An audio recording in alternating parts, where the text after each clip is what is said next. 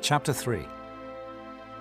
And Solomon made affinity with Pharaoh, king of Egypt, and took Pharaoh's daughter, and brought her into the city of David, until he had made an end of building his own house, and the house of the Lord, and the wall of Jerusalem round about.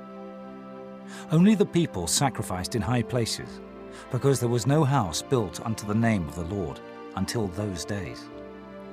And Solomon loved the Lord, walking in the statutes of David his father. Only he sacrificed and burnt incense in high places. And the king went to Gibeon to sacrifice there, for that was the great high place.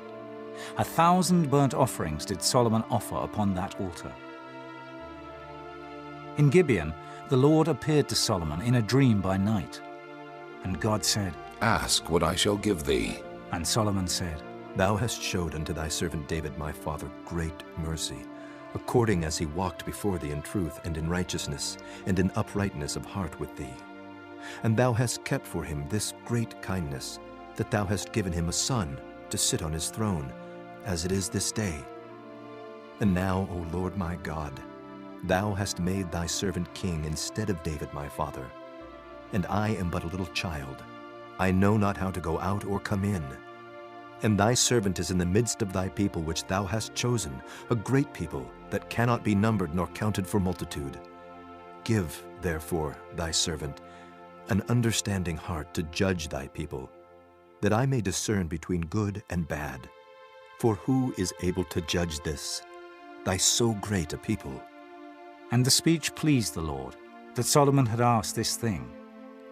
And God said unto him, Because thou hast asked this thing, and hast not asked for thyself long life, neither hast asked riches for thyself, nor hast asked the life of thine enemies, but hast asked for thyself understanding to discern judgment. Behold, I have done according to thy words. Lo, I have given thee a wise and an understanding heart, so that there was none like thee before thee, neither after thee shall any arise like unto thee. And I have also given thee that which thou hast not asked, both riches and honor, so that there shall not be any among the kings like unto thee all thy days.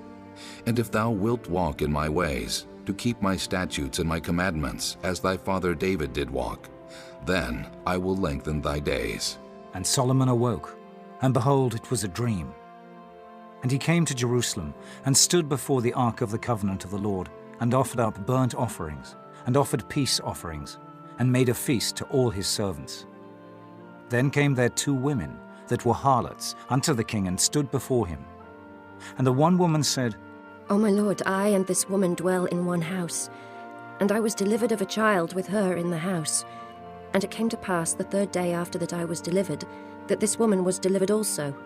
And we were together. There was no stranger with us in the house, save we 2 in the house. And this woman's child died in the night, because she overlaid it. And she arose at midnight and took my son from beside me, while thine handmaid slept, and laid it in her bosom, and laid her dead child in my bosom. And when I rose in the morning to give my child suck, behold, it was dead.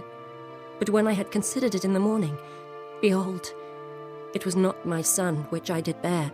And the other woman said, Nay, but the living is my son, and the dead is thy son. And this said, No, but the dead is thy son, and the living is my son. Thus they spake before the king. Then said the king, The one saith, This is my son that liveth, and thy son is the dead. And the other saith, Nay, but thy son is the dead, and my son is the living. And the king said, Bring me a sword. And they brought a sword before the king. And the king said, Divide the living child in 2, and give half to the one, and half to the other. Then spake the woman whose the living child was unto the king, for her bowels yearned upon her son. And she said, O my lord, give her the living child, and in no wise slay it. But the other said, Let it be neither mine nor thine, but divide it. Then the king answered and said, Give her the living child, and in no wise slay it.